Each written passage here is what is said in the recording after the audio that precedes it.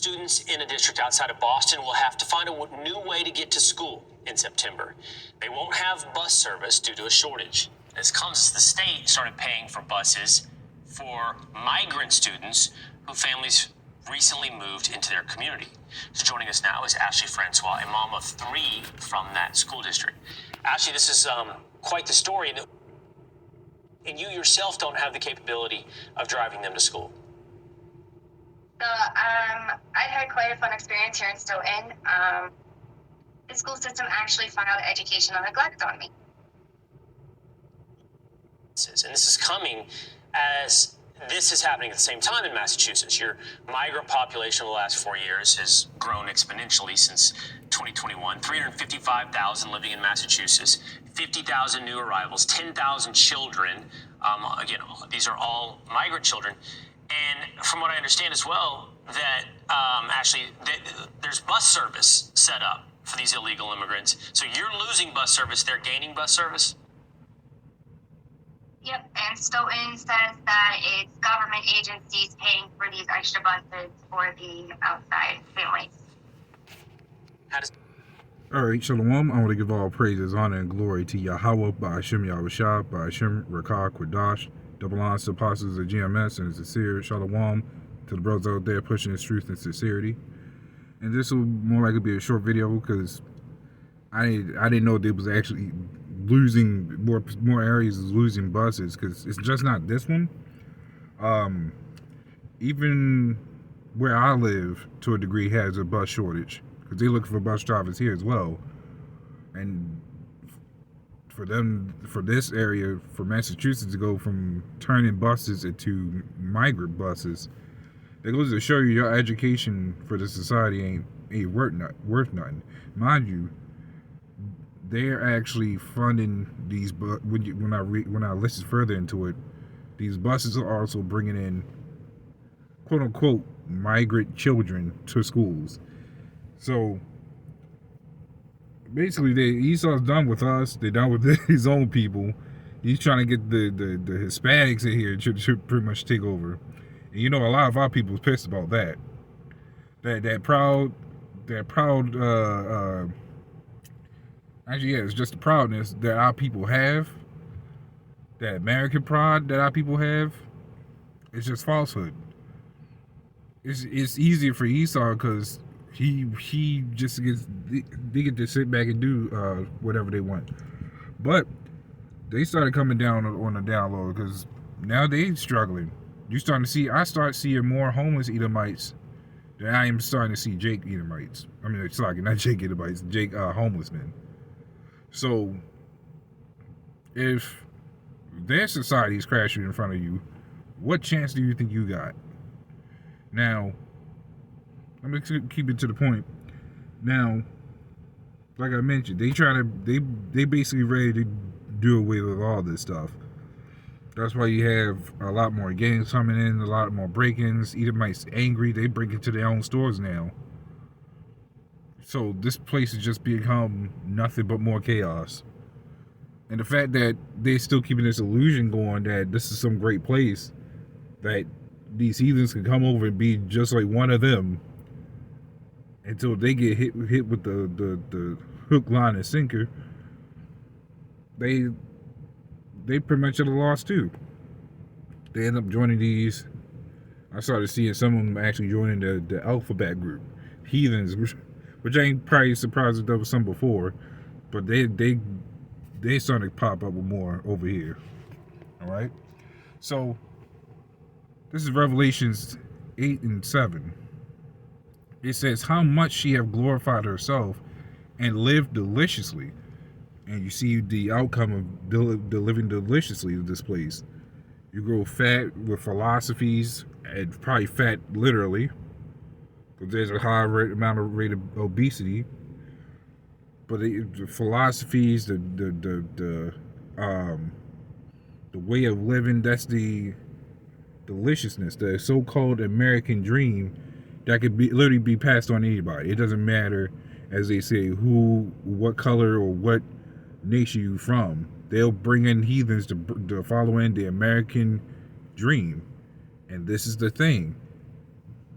everybody's living that American dream. Just not the way they expected. But this is what the outcome is.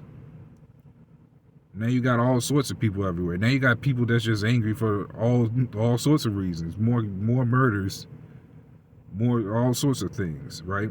It says so much torment and sorrow give her, and mind you, this description is also going into the day of this place destruction. Sorry. It says, for she saith in her heart, I sit a queen and am no widow, and shall see no sorrow. And that's what you see, prime example, these other nations that come over. I'm not talking about the ones that convert. I'm talking about the import exports, flying and shipping stuff over, which is still your import exports. Pretty much setting up embassies. The list goes on. The CIAs and all the other stuff. This queen, which goes into the word whore, this whoredom of the society has its legs spread open for everybody to come in, and it has her hands placed on everything that can be touched. So this goes to show you that the money goes to the ones that that can make the more profit. Which goes to show you that your American dream, or let me not even go with the American dream, just goes to show you that you as a person in the society, a citizen, is just nothing but a lie or a joke. You're a worker. You can do all the immoral sexual freedoms you can get, or improper, you go into that word liberty, but you're just a corporate guinea pig until you're just ready to be spewed out, and that's what people don't like.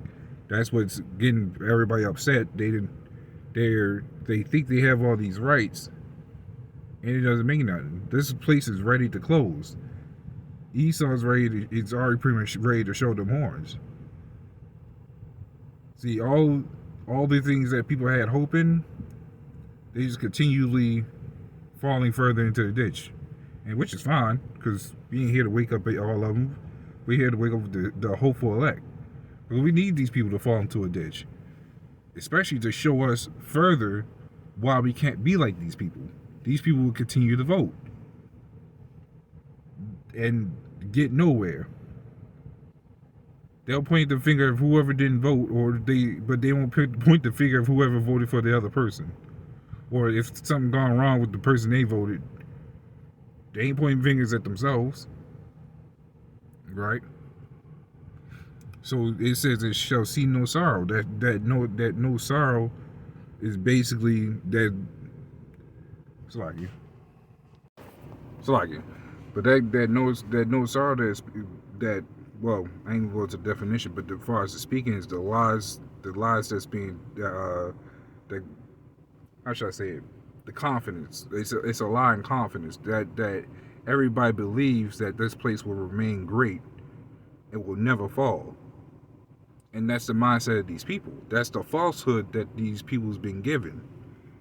Because when you read in the 6th verse, it basically says reward them as, or pretty much double the cup that of all the things that was done. Or when you read to verse 8, where it talks about this place shall receive plagues and famines, because these people ain't going to catch it. These people ain't going to understand it until that time hits. That falsehood, they thought that this place would see no sorrow.